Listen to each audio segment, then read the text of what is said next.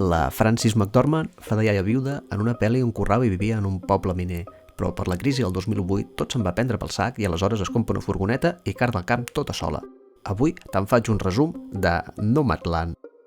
Aquesta és la història de la Frances McDormand, una dona gran que viu sola en una furgoneta i viatja sense rumb pels Estats Units, buscant feines temporals i fent pipi al mig del camp.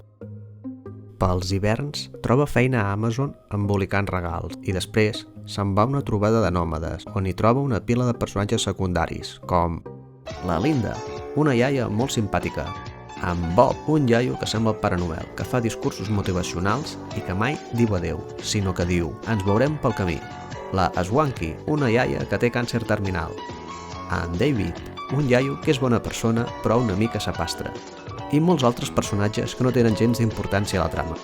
La majoria de persones que viuen en furgonetes tenen en comú que han viscut grans traumes i ara, a l'etapa final de la seva vida, es troben sols, sense diners i no tenen on viure. A la trobada, s'ajuden entre ells, fan cursets de com viure en una furgoneta, bricolatge bàsic i viuen tota classe de moments superxulis i divertits. La Frances passa moltes estones amb la Swanky, que li acaba ensenyant més aspectes de supervivència a la carretera. Fins que un dia, la Swanky té una conversa molt profunda sobre la vida i la mort, on li explica que només li queden uns mesos de vida i el seu últim desig és anar sola en furgoneta fins a Alaska, on hi té molt bons records i vol morir allà sola i en pau. Només demana una cosa, que després de morir els nòmades li facin un homenatge a la vora del foc. Després d'aquest moment tan profund, es separen per seguir cadascuna el seu camí. La Frances segueix viatjant sola i viatja per boscos i deserts, inspirada per les històries de la Swanky. Es banya en pilotes en un riu i es distreu mirant bèsties silvestres pel bosc. Després, se'n va a viure al Parc Natural de les Badlands, on hi treballa d'assistent, i s'hi troba en David, que hi fa de guia turístic. Mica en mica es van fent amiguets, passen el temps junts, però no arriben a tenir una relació sentimental, perquè la Frances no pot oblidar el seu marit difunt. Canvien de feina i se'n van a treballar a un restaurant de menjar ràpid, fins que un dia el fill d'en David els visita per explicar-los que ve a buscar el seu pare.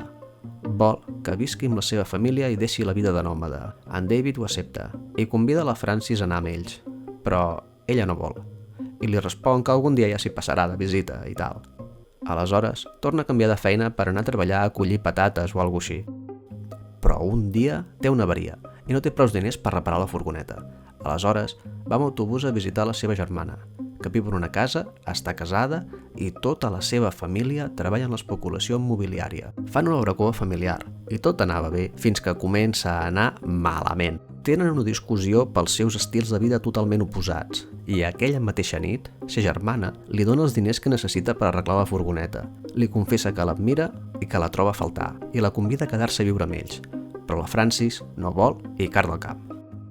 Se'n va visitar en David, que viu en una granja al mig del bosc, tot i que és un lloc agradable, amb persones agradables, que la conviden a quedar-se per sempre si ella ho desitja.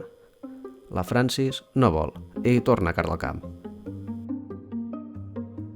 Ja torna a ser hivern i torna a treballar a Amazon embolicant regals i torna a visitar el campament dels nòmades i fan un homenatge emotiu a la Swanky, que va morir al voltant del foc, tal com ella desitjava. En un moment a soles, la Frances explica la seva història personal a en Bob sobre el seu difunt marit i la seva vida passada al poble miner i els seus motius per fugir de tot sense rumb. En Bob, commogut amb la història, li explica que fa temps va patir la pèrdua del seu fill i el seu dolor incurable és el que el va motivar a ser nòmada i a ajudar a altres persones. Per això, ell, en els discursos, mai acaba dient adéu a tothom, sinó que algun dia es tornaran a veure pel camí. I és una cosa que es compleix, perquè tard o d'hora s'acaba retrobant amb la gent que viu a la carretera. Després d'aquesta conversa profunda, la Frances torna a visitar el que era el seu poble, que està gairebé abandonat, visita la casa on vivia i es passeja pel que era el seu jardí. I de cop i volta, puja a la furgoneta i torna a car del camp. Amb una musiqueta de piano ben lenta i emotiva, apareix la frase «Dedicat als que van marxar. Ens veurem pel camí». Molt bé, Frances. Amb aquesta pel·lícula t'has guanyat un premi ben merescut.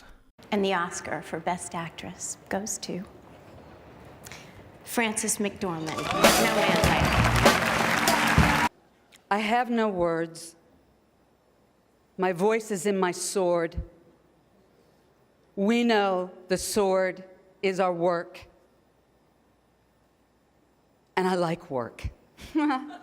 Thank you for knowing that. And thanks for this. Ja podem aplaudir?